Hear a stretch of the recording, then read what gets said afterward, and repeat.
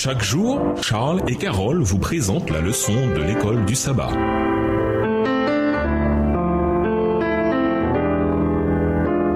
Bienvenue à notre émission Dieu nous parle. Nous voilà à la leçon de lundi, le contexte historique. Lorsque la famille de Jacob arriva en Égypte, après avoir connu la famine à Canaan, Genèse 46, le roi d'Égypte eut une attitude amicale envers les Hébreux grâce à Joseph et tout ce qu'il avait accompli pour les Égyptiens. Pharaon dit à Joseph, « Vois, je te donne le commandement de tout le pays d'Égypte. » Pharaon ôta son anneau de la main et le mit à la main de Joseph. Il le revêtit d'habits de fin lin et lui mit un collier d'or au cou. Il le fit monter sur le char qui suivait le sien et l'on criait devant lui à genoux. C'est ainsi que Pharaon lui donna le commandement de tout le pays d'Égypte. Genèse 41, les versets 41-43 dans la version Louis II. Quelle était la clé du succès incroyable de Joseph en Égypte après un début si difficile? Lisons Genèse 37, les versets 26 à 28 et Genèse 39, les versets 2 et 21. Genèse 37, les versets 26 à 28.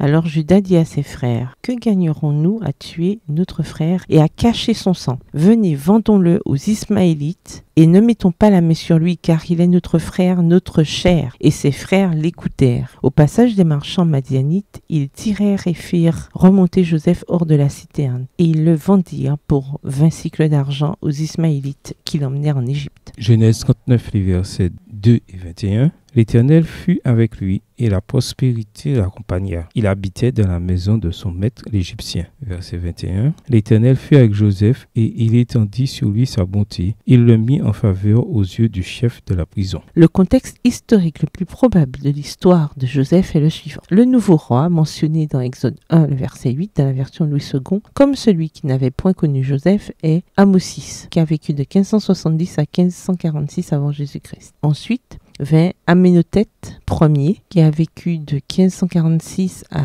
1526 avant Jésus-Christ, le souverain qui craignait les Israélites et les opprimait. Plus tard, Thutmosis Ier, qui a vécu de 1525 à 1512 avant Jésus-Christ, émit un décret de mort pour tous les enfants mâles hébreux. Sa fille Hatshepsut, qui a vécu de 1503 à 482 avant Jésus-Christ, fut la princesse qui adopta Moïse comme son fils. Le pharaon Thutmosis III, qui a vécu de 1504 avant Jésus-Christ à 1450 avant Jésus-Christ, fut co-régent avec Hatshepsut pendant un certain temps, était le pharaon de l'Exode. L'Exode eut lieu selon les meilleures estimations en mars 1450 avant Jésus-Christ. Voir William H. Exodus, Date of.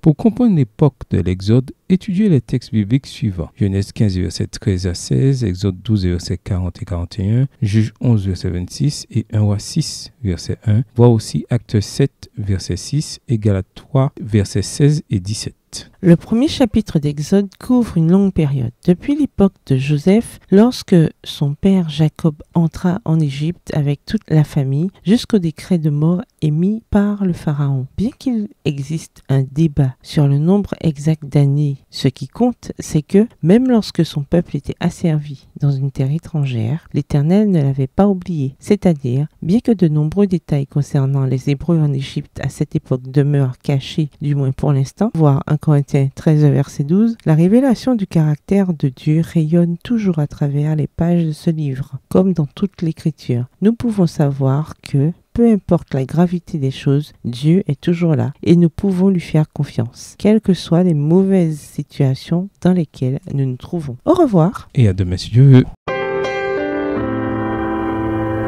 Dieu nous parle. Chaque jour, Charles et Carole vous présentent la leçon de l'école du sabbat.